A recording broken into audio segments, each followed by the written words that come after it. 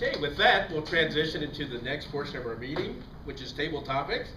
And we'll have Dave come up and present a couple of table topic questions.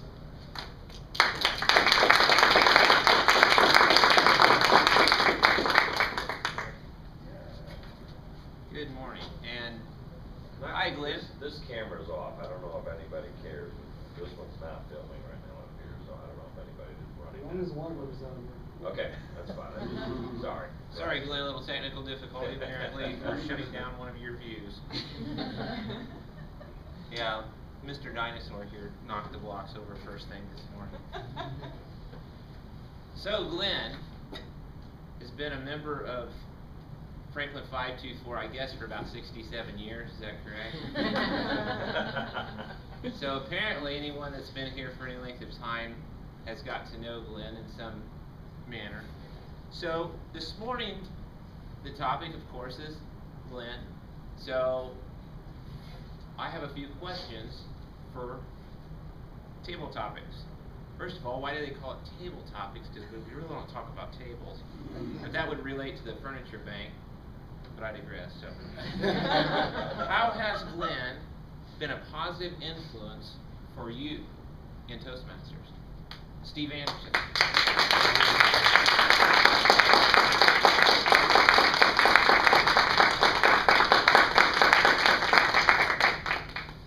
Well, first of all, hi, Glenn.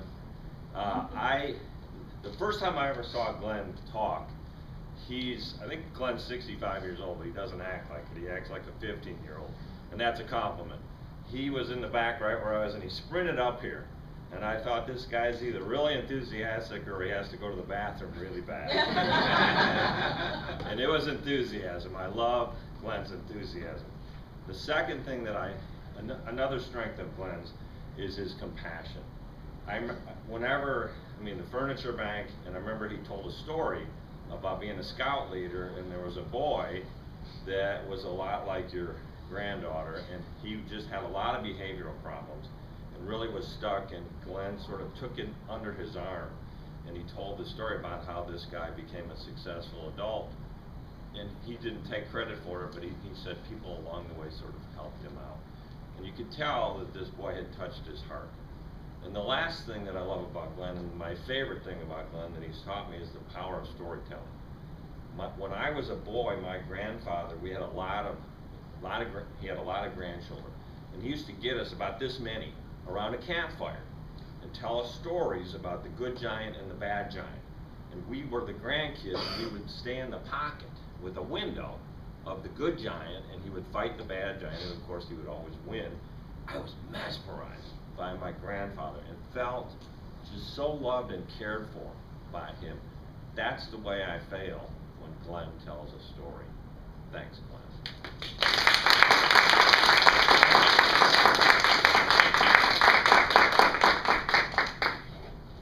My second question for you is, in the Bible it says that laughter doeth good like a medicine. And since Glenn is a little bit under the weather, who has a funny story about Glenn that you would care to share? Ingrid.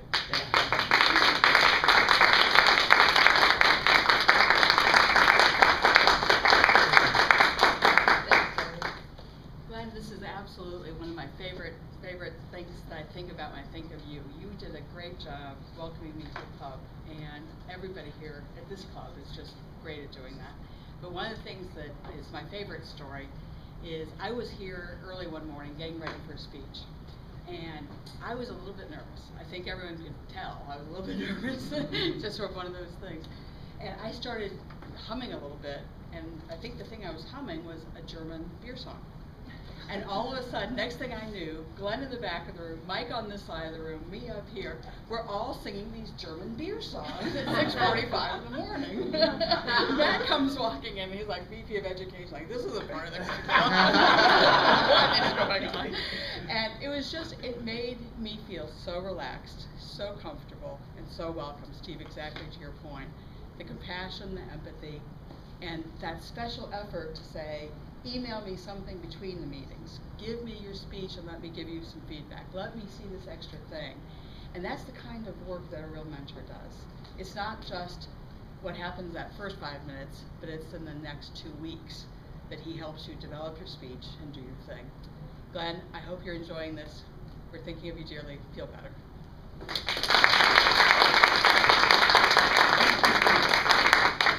And that will conclude our table topics concerning Glenn. Glenn, I do have mine to add, though. The question I have for you is, but why is the rum gone?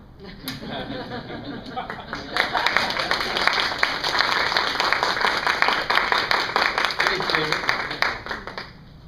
Before we go into the general evaluation portion of our meeting, why don't I open it up to the floor?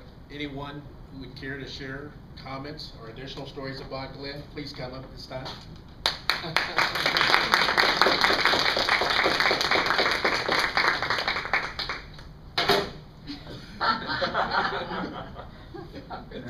Who was here the day that Glenn came up here as an evaluator, and in order to demonstrate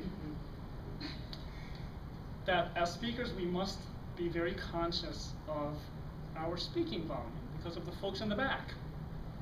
And he used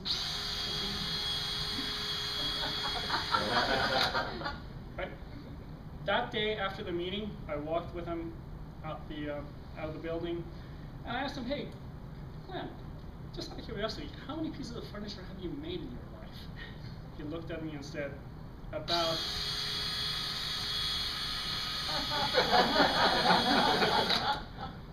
and then he looked me in the eyes and said, let me tell you something really quick. What? He said, do you know what the meaning of life is? No, I really don't. Do you want to know? I said, well, yeah, of course. Doesn't everybody? He said, exactly. He said, I will tell you something. I will tell you what the meaning of life is. And here's your responsibility. You can only tell that secret to only one other person in your entire life. Only one. And use this power for only good and never for evil. He said, yeah, please, tell me. I really want to know. He said, here's the meaning of life. And I've chosen you, Matt, to be the carrier of this information. The meaning of life is...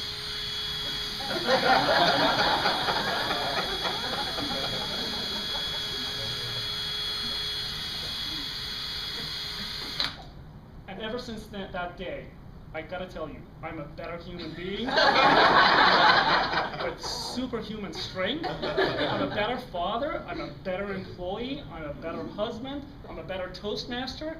And God, I wish I could tell you the secret, but sorry, Glenn promised me.